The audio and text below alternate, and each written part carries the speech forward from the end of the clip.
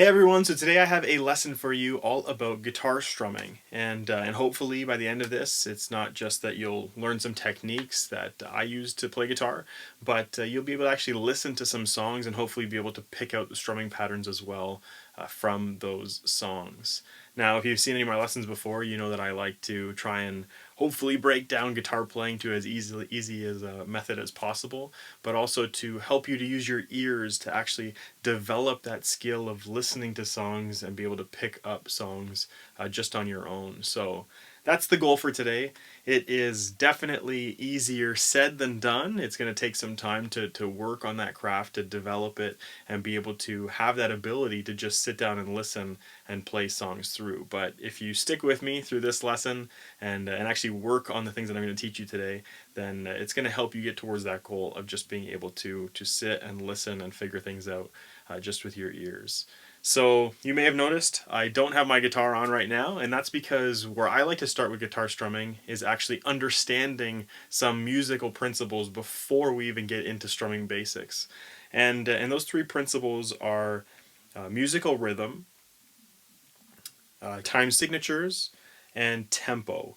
And if you've done music lessons before or you have any sort of formal training in that way, then you're going to be ahead of the game right now. You'll have a good understanding of what we're going to talk about, and that's great, and this may just be a refresher for you. But if you don't, if you have no idea what those three things are right now, that's okay too. I'm going to walk you through the basics of at least what you need today to start getting into some guitar strumming. So we'll start with the third one, which is tempo. Tempo in music just refers to the speed of a song. So when you're actually listening along with something, you can generally clap along with the song. And clapping in time is the fundamental portion of being able to strum, because if you can't strum in time, it doesn't matter if your strumming patterns are good. They don't sound right because they're not lining up with the song. So being able to clap in time is really important to be able to do this. So I would encourage you, if you have trouble with this right now, if you got some difficulty with clapping along with a song in time, take that time to really work on that skill, to develop it, and make sure that as you're listening to something that you can clap along as the song's going. That's square one. You need to be able to do that to be able to strum well, to be able to strum in time.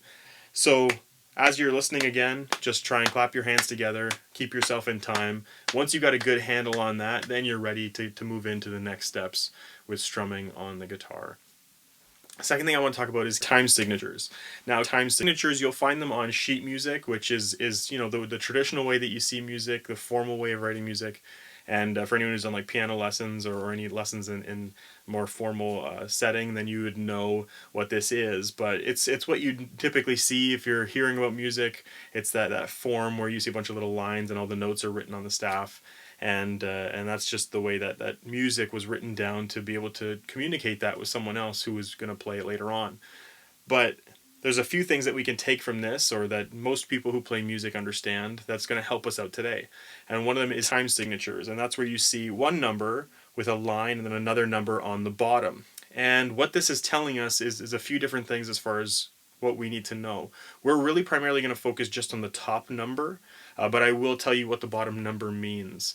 So the top number in this case is actually letting you know how many beats are within a bar of music. And the easy way to understand a bar of music outside of sheet music itself is just sort of the small cycles that make up a piece of music. So in this example where we have a 4 with a 4 on the bottom, this is called 4/4 time, and it's probably the most common key signature or time signature that you will see in contemporary music.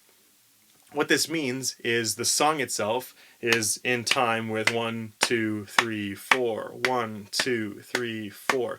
And you can see that after I hit 4, it repeats back to 1, because the 4 means that there are 4 beats in that one particular bar of music before the cycle resets and you start counting to 4 again.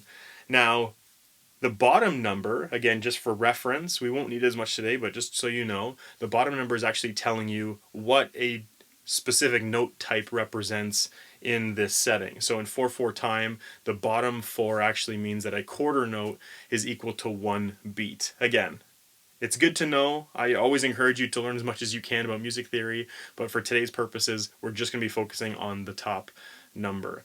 So in other settings, you may see 3/4 time. Now 3/4, because the top 4 has now changed to a 3, means that there are 3 beats in the bar. So now music would be counted 1, 2, 3. Now we reset the bar or go to the next cycle. 1, 2, 3. 1, 2, 3. 1, 2, 3. And then the last more common time signature that you usually see would be 6/8 time. And in this case, because there's now a 6 on the top, you'd be counting this 1, 2, 3, 4, 5, 6. 1, 2, 3, 4, 5, 6.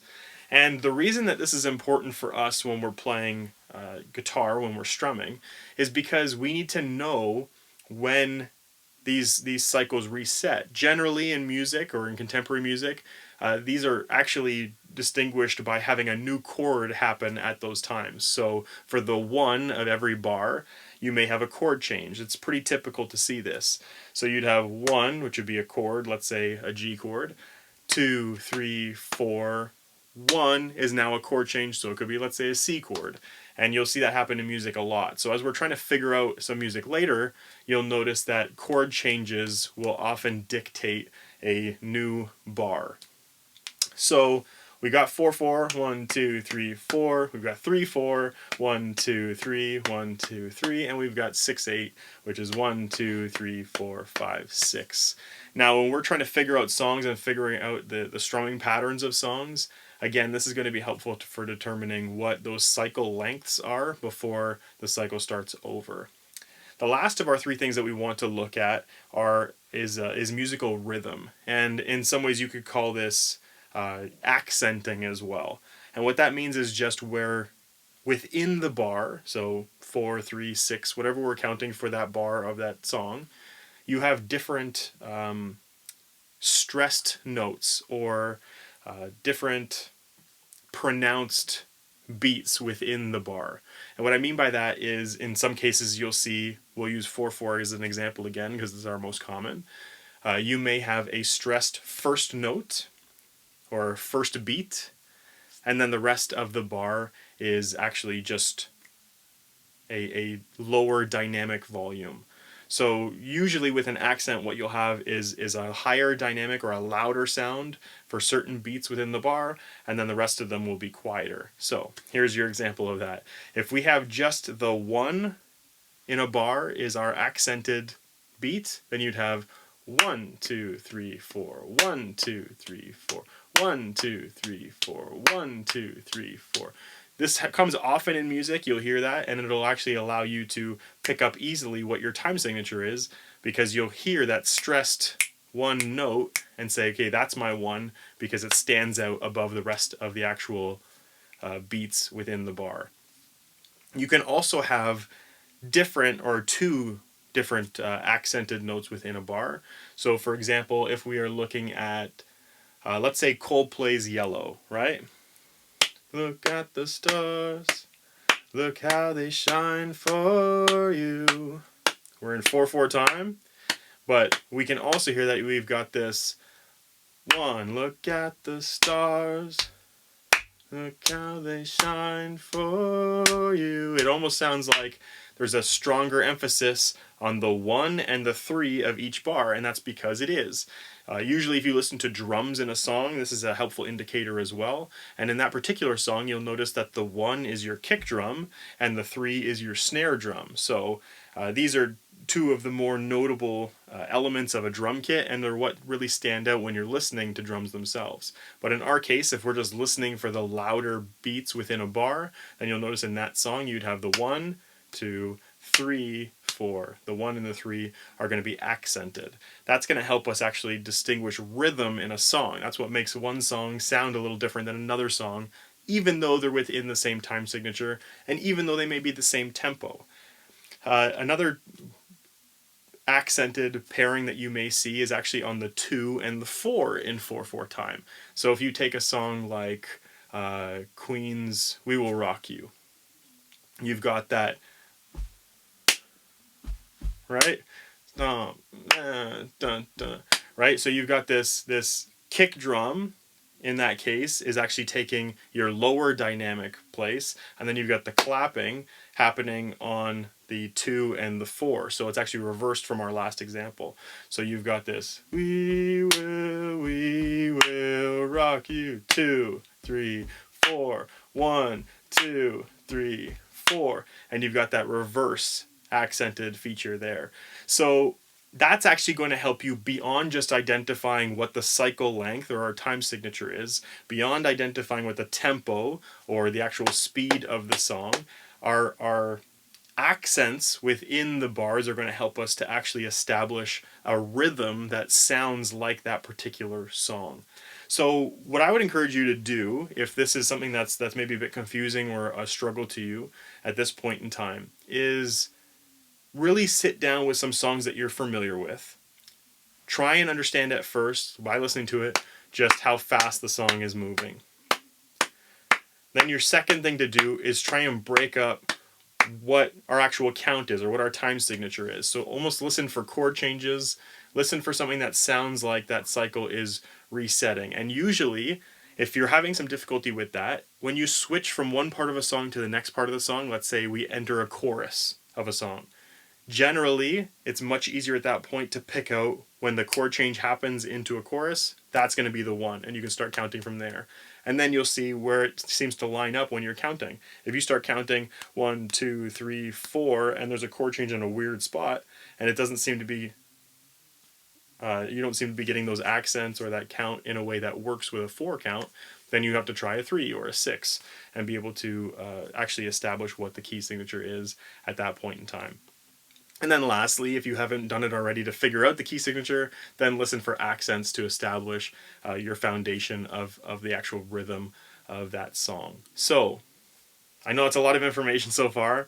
I do hope that that has actually been helpful and informative to you at this point in time, but it's actually going to play a big role as we move forward, because I can't sit and listen to every song with you that you want to be able to play and tell you what the actual strumming pattern is.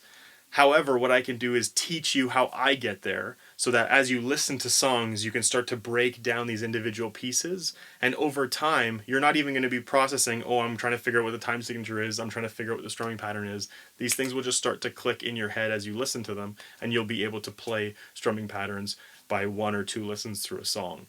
So what I'm actually going to do right now, just to help you with that a little bit, is I'm going to grab my guitar, I'm going to play through a couple examples for you in different time signatures, and then I'm going to tell you what the actual time signature is, so that it gives you a bit of a chance to identify with some feedback at this point in time. So let's jump over to my guitar now and give that a shot.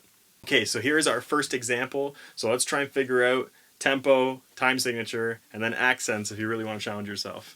Here we go.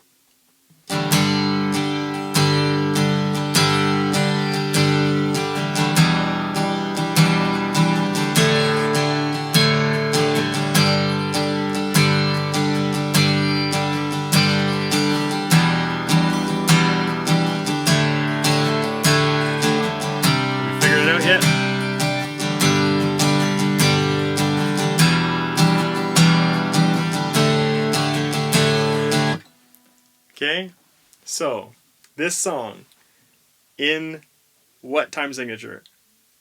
It is 6/8.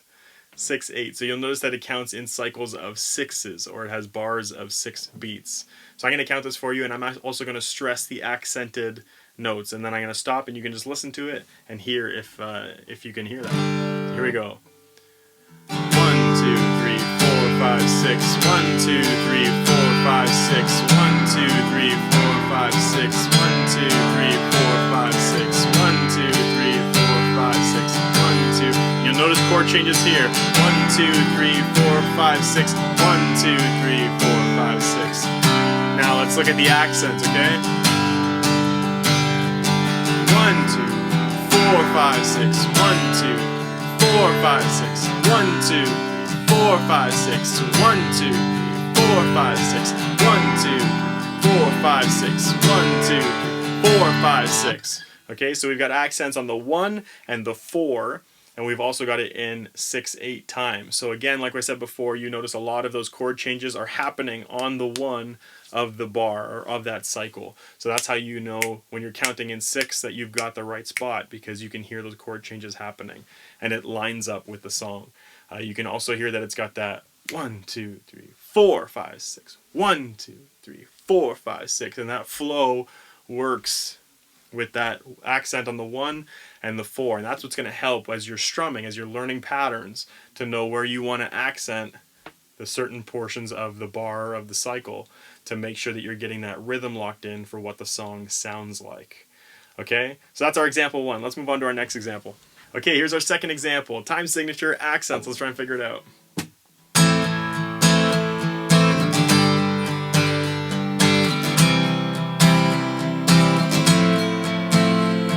Remember, try and use your chord changes to start your counting at 1.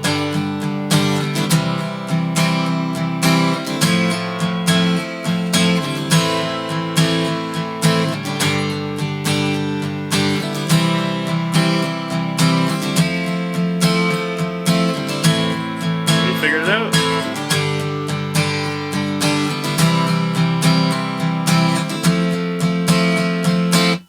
Okay, so this one is 4/4 time. So what you'll notice is as you're counting 1, 2, 3, 4, 1, 2, 3, 4, 1, 2, 3, 4, 1, 2, 3, 4. Now some of you may have counted that faster, right? Because you're counting with the strumming, and that's right. 1, 2, 3, 4, 5, 6, 7, 8. 1, 2, 3, 4, 5, 6, and you may have come to an 8, which is okay because you're still counting correctly in time, but you're counting it with a lot more beats than it needs for the song. So in this case, you take your 8, divide it in half, and you've got that 4, and then you're actually counting with this song where you'll hear that 1, 2, 3, 4, chord change, 2, 3, 4, chord change, 2, 3, 4, chord change, 2, 3, 4, and it all lines up perfectly in time. You'll also notice this song has accents on the 1 and the 3 beats of that bar. So 1, 2, 3, 4, 1, 2, 3, 4, 1, 2, 3, 4, 1, 2, 3, 4. Right? So that's just another example for you to look at. Now, just as a bit of a disclaimer here, this won't always work out with the chord changes, right? But again, it's a good starting place for you to look at because a lot of times you will have chord changes that happen on the 1. So I would start there. If it doesn't seem to line up with however you're counting it, then we got to dig a little bit deeper. But for the most part, for a lot of songs out there, especially contemporary music, you will notice that that technique does work. Counting the 1 as the chord change will be helpful for you to figure out the time signatures of songs. I got one more example for you just to really make sure we've got a good handle on this, and then we'll move on to some strumming techniques. So let's do it. Okay, example number 3. Let's give it a shot.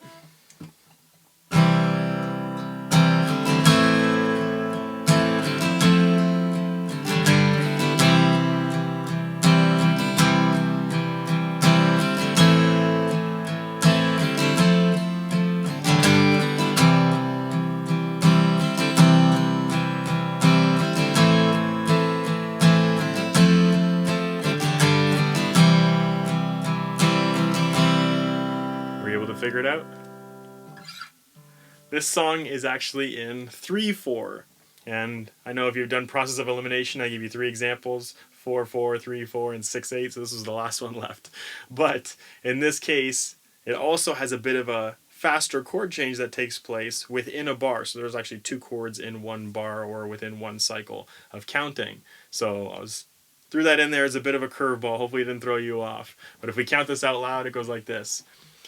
1, 2, 3, 1, 2, 3, 1, 2, 3, 1, 2, 3, 1, 2, 3, 1, 2, 3, 1, 2, 3, 1, 2, 3. And you notice that the accents are on the 1 of each bar. The only difference there is that one accent on the chord change that happens within the same bar right here. But other than that, it's just an accent when the chord change happens. 1, 2, 3, 1, 2, 3. Okay, so hopefully those examples have given you a bit of a chance to practice this with some feedback and knowing what the actual time signatures are and the accents are. So I would definitely encourage you to do this on your own, to take that time, try and study some songs and figure out what the tempo, the time signature, and the accents or the rhythm of the song is, so that you can go from there and build upon with that with some strumming patterns. But we're going to move ahead, at least for this video. I'm going to show you some basic strumming patterns, and then we'll build upon that to hopefully get you as equipped as possible to being able to play songs just by listening to the rhythms. So let's do that now. Okay, so we're going to jump right into some strumming. Now the two basic strumming patterns that you'll find, or the two basic elements of strumming, I should say, are this. And all I'm going to do is I'm going to hold a G shape here. I'm not going to change that just to keep this all focused on the strumming side. But you have a down strum. Okay, that's just strumming down all of the strings in one movement. And you have an up strum. Okay, so again, you're just strumming through all the strings in one movement there. Those are your two basic movements in strumming, right? Makes sense. Down and up. Now you can actually just isolate this to a couple of strings if you want. So for example, if you're doing a down strum, you can just focus on a few of the thicker strings. You got your E string, your A string, and your D string, or your three thickest. You could just sort of focus on hitting those. You hear that a lot in music. And an up strum, you could just focus on your 2 or 3 lightest strings. So you got your high E string, your B string, and your G string are your 3 lightest. You could work on just sort of flicking the pick or your finger up and just hitting those few lighter strings while you're playing. Now, the biggest help I can give you in this, because again, like I said before, I can't be there to tell you each and every strumming pattern of every song that you listen to. But what I can say is the more that you practice these, the more that you start to understand what the different strumming sounds are, then you're going to be able to identify them within songs much easier. So if I'm used to hearing that sound of a down strum, when I hear that in a song, I go, okay, they're strumming down. It's just down, down, down, down, right? I'm not strumming up at all, just down, down, down, down, down, down, down, down, down, down. If I hear that in a song now, even at a faster speed, I know that that's just down strums, because I'm used to hearing that sound. So the more that you do this, the more that you make your ear familiar with that sound, the easier this is going to be. Same thing with up strums. That's just up, up, up, up, up, up, up, and only on those few thinner strings. Up, up, up, up, up, up, up. If I hear that in a song, I know that's just up strums now. That's all that they're doing. So it's going to be some time to kind of develop that ability, that skill, but it's going to help you a lot in the long run the more familiar you are with that sound. So we can look at this and say we know that all down strums, that's an easy one to do. We've got up strums, a little less common, but it does happen. We also have back and forth strumming, right? Down, up, or up, down, up, down. Either way, it's almost the same thing. It's just whichever one you're starting with. And in that case, you're getting a...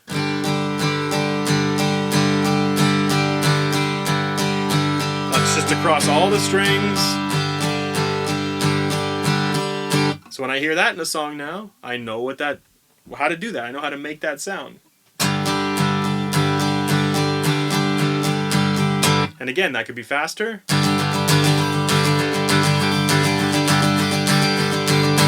Or it could be a mix of different things, but again, you get used to that with the sound over time.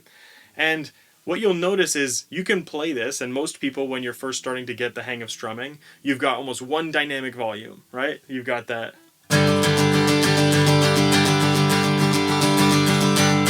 Straight across, same volume, all the way through. What makes this a more interesting or intriguing sound to your ear, and what makes it actually have a musical rhythm to it, is what we were talking about before, the accenting. So you can have a...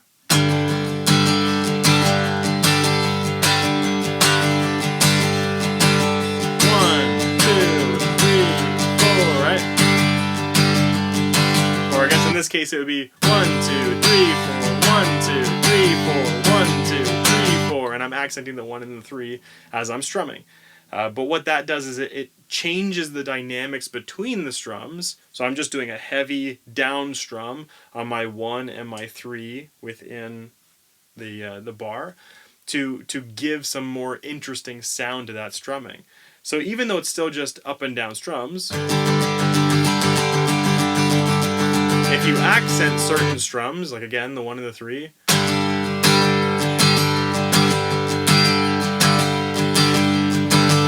that's where we start to get that, oh, that's what that song sounds like, because the strumming, even though the pattern of my hand isn't changing, the accenting of that strumming pattern is making it sound different, right? So again, it's all things that are going to take some time as you learn and as you develop your ear. But these are just things that I'm trying to hopefully show you so you can listen for them and say, okay, this is still just up and down strumming, but where the accents are in this song is on the 1 and the 3 or the 2 and the 4. So that way I can now take what I know about strumming and just accent certain areas to make it sound like that song. I'm replicating that sound closer to the way that it's supposed to sound because I can hear the difference in it. So I hope that that's helpful. I hope that that's clear as far as understanding just some of the basics of strumming.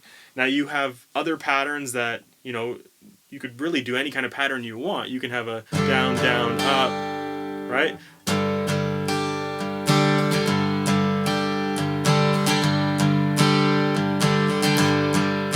And in this case, like, I'm making it a little more complicated, but I'm just showing you that the strumming itself is not difficult. It's understanding the pattern that can be difficult, right? So you've got, in that one there, it's down, down with just the top half of the guitar strings. Then I'm going up on the lighter strings. Down, down, up. Right? Down, down, up, down, down, all the way through the strings now. And then I'm just doing a back and forth, up and down strumming.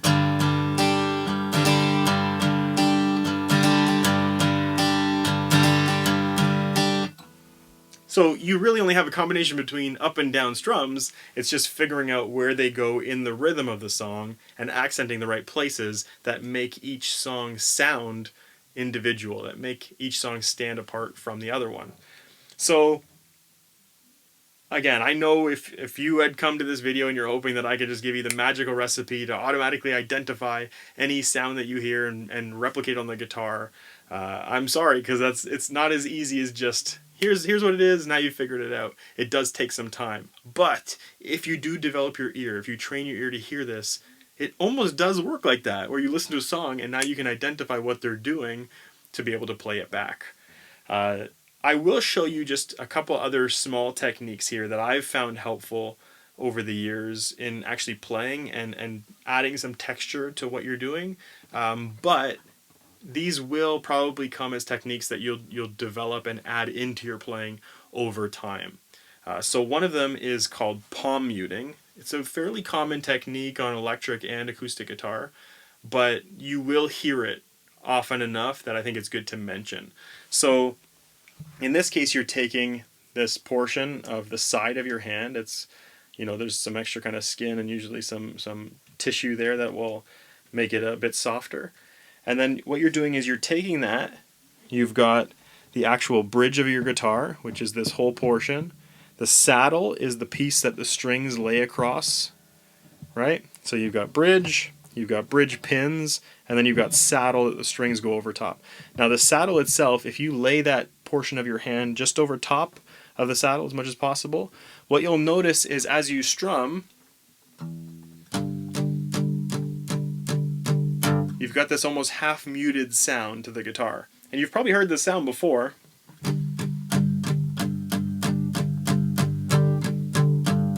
I'm just doing down strums there.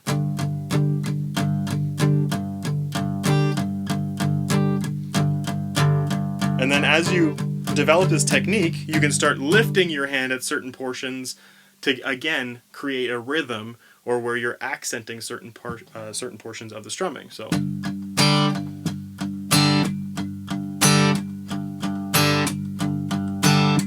right?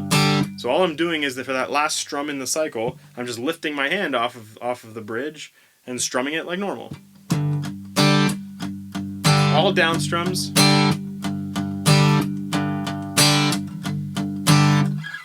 Right? So that's a good technique to have, or at least to be familiar with how it sounds so that you know when that comes up in a song, oh, okay, what they're doing is they're palm muting there. That's what it's called, palm muting. And that allows you to, again, not only identify that sound, but hopefully in time replicate that as well. And again, I'll show you that quick. It's just simply resting that tissue part of your hand over top of the saddle and then strumming the strings without lifting your hand off of that saddle. Okay? Now, the other technique that I want to show you is about where you're strumming on the guitar. So what you'll notice is if you are strumming your guitar here right over the sound hole, which is the most common place to strum, you've got a nice full sound of the guitar usually, pretty well balanced. If you move closer, almost strumming over top of the fretboard, you will actually get a warmer sound of the guitar. And I'll show you this because you got warmer here, balanced, and then a lighter, tinnier sound over here in front of that saddle. So, depending on where you want to play, if you want that darker sound,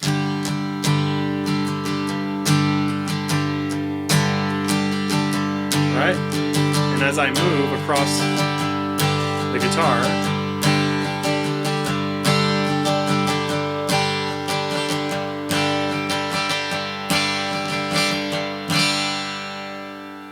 it changes how the guitar sounds because of where I'm actually strumming, the location of the strumming that's happening. So I use this often just as, again, a bit of an accent, even between different portions of the song. I may be playing, let's say, a verse, and then I want to move into a chorus, and I may go, just give it one strum closer to the bridge so that I'm getting that difference in sound, and then I can move into the next portion of the song. So those are just two kind of techniques that I use often that are still fairly simple to kind of grasp, I think, in your playing, but they will expand what you're able to do in a way that actually helps your guitar playing sound a lot more professional, right? It sounds like there's a big difference between just strumming and being able to strum with dynamics, with accents, with these techniques that change the sort of the flavor of the song, that change the way that it's represented in people's ears, right? So they hear it and they go, okay, this person knows how to play a guitar to get different sounds out of it. They know how to manipulate that sound on the guitar to fit with the song. And it also is going to be something that comes up in songs and you're going to go, well, how in the world are they getting that sound out of the guitar? Like, I've never heard someone be able to get that sound and this sound out of the same instrument, right? But it's possible as long as you know how to get that sound. So the story here that I can tell you, or the best advice that I can give you, is to keep playing, keep strumming, keep working on these ideas on your own to get as familiar as possible with them. Because at the end of the day, it's going to be how much you can recognize the sound as you're listening to a song to be able to play it back. And you can't always rely on just watching someone's hand, because I could just do down strums. Right, sorry. I'm just doing down strums, but I could also be doing an up strum there. You can't always tell. Right? All these look fairly similar because my hand is still moving over the sound hole the same way. So it's more important to be able to listen and hear that sound than it is to watch for it, because sometimes your eyes can deceive you as far as what you're seeing. But your ears will be able to hear the difference between just down strums or a mix of down and up strums, or whatever the case may be, or in some cases just partial strums of just certain strings of the guitar. So really work on listening to songs, developing your ear, and as you get more comfortable over time, you can start playing along with songs and identify if you're actually getting that same sound that they're playing on the recording. But yeah, I mean that's strumming, right? That's the best picture I can give you as far as how I understand strumming, how I approach strumming. And over time, you'll notice that you're not even really breaking down these elements anymore. You're just listening and you're going, okay, yep, I can identify what that is now because I've played my own guitar and worked on hearing these sounds enough that I'm now just able to listen to it and play along with what I'm hearing. So that's the goal, to be able to do that, to be able to play along with whatever just by listening to it. And again, it can be difficult. So please don't be too hard on yourself as you're going through, as you're trying to learn this, because it does take some practice. But if you keep doing it, keep working towards it, you'll get to that point where you're like, yeah, I am comfortable now playing through these songs and hearing what's actually going on. So I hope that this has been helpful to you today. I hope that you've actually learned something about strumming, and that you can take what I've talked about in this video and apply it to your own playing. If you have any questions, or if this has just been completely confusing to you, please let me know in the comment section, and I will do my best to answer any questions that you have, and hopefully help you out in achieving your strumming goals on guitar. I really appreciate you being here and watching. If you haven't subscribed yet, please do that. Like this video. Let me know that you want to see more of them so I can keep them coming. And as always, thank you so much. Love you guys.